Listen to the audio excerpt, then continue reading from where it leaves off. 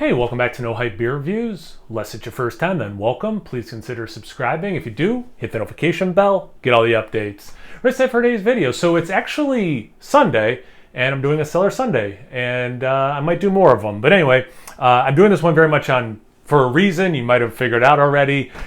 So Shorts was in the news this week because they did a really good thing. A customer gave them a really bad review, and they had the tape, and they published the tape, and the guy was an a-hole. And if you didn't see it, a short version was this guy got mad. I feel bad for his girlfriend, wife, whoever she is, because this guy clearly seems unhinged, and if he acts like this in public, I just hope she gets help, because I gotta imagine he's worse in private. But yeah, he got all ticked off. They were like at a table with another couple who they didn't know, wasn't like a double date or something. He like swats that woman's food. Just total ridiculous reaction to the wrong pizza being brought out.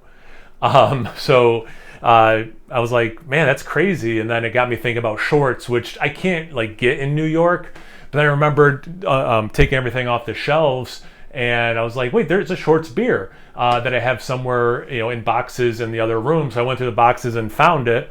So I was looking. This looks like it's probably a 2018, and I think Brad Allison gave it to me. So I'm going to give him credit. So if he didn't, here's a free shout out, Brad. Make sure you check out Brad Allison at his channel. But yeah, so this is Shorts Brew Obliviate, a Belgian style quadruple ale. And again, I think it's from 2018. Best I could figure out. Handmade by people who care. I like that. And I'm not seeing the ABV. Being a quad, it's probably around 10%.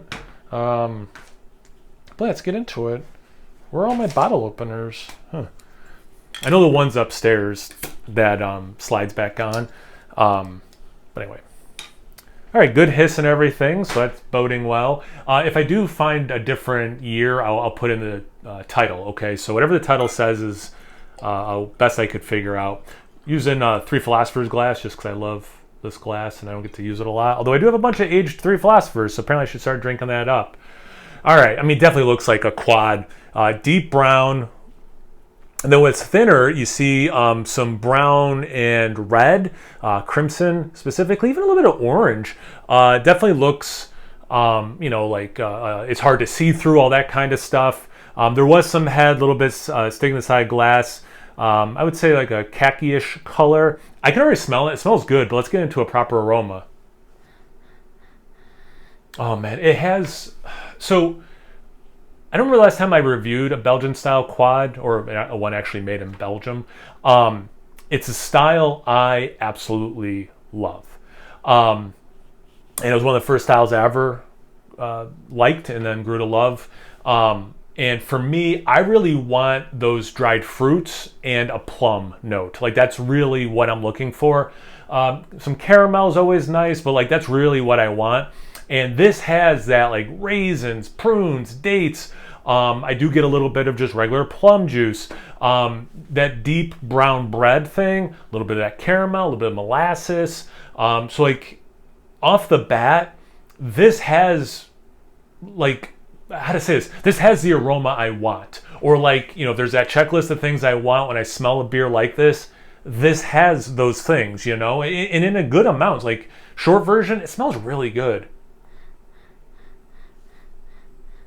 A little whisper of chocolate, and it's got that like Belgian dark candy thing. I don't know if they actually use that in this brew, but it's got that component as well. This smells amazing. Let's get into the glass. Cheers.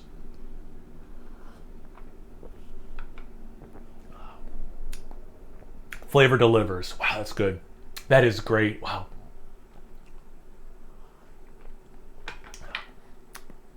Yeah, it's got the brown bread for sure. It's got the raisins, figs, dates, a little bit of the plum. Honestly, like I'm gonna keep talking about this beer, but honestly, the only thing in that taste is I would like a little bit more of that plum thing. Like the aroma though, everything else is there exactly how I want it, as much as I want it, I get a little bit of alcohol. I'm gonna guess this is around, this probably is double digits by a little bit.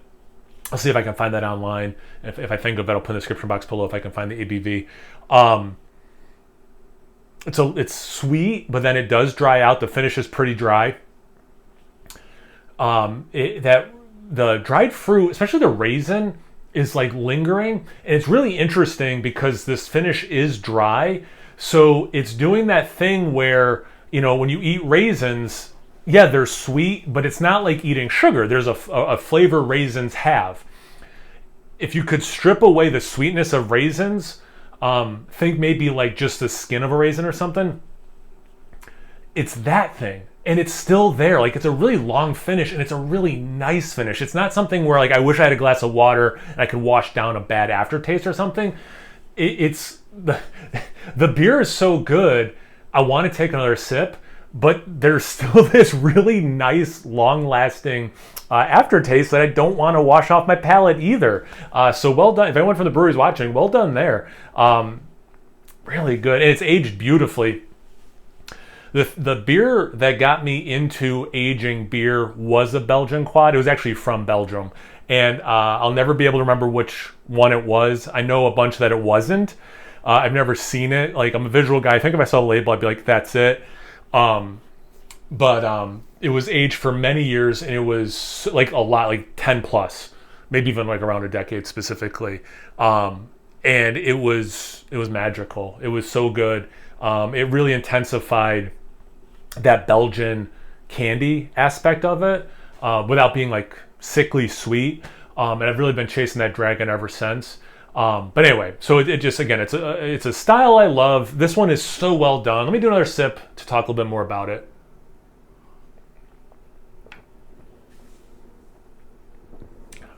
So much dark fruit. That whisper of chocolate, really nice in there.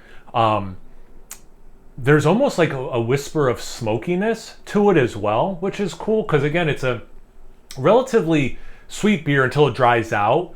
So like that little bit of an almost smokiness cuts through that.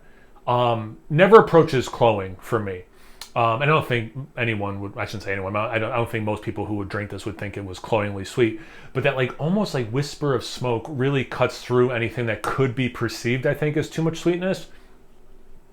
This is a delight. I mean, I don't think I've ever had this beer before, like fresher or, you know, ever, period. So I can't say this is the best it's ever been, but my God, I'm not mad at aging this beer. Like, I think Belgian style quads age beautifully. It's one of the styles that people should experiment with. Have, you know, buy a 4-pack or whatever. 3 Philosopher, St. Bernard is something that's easy for you to get.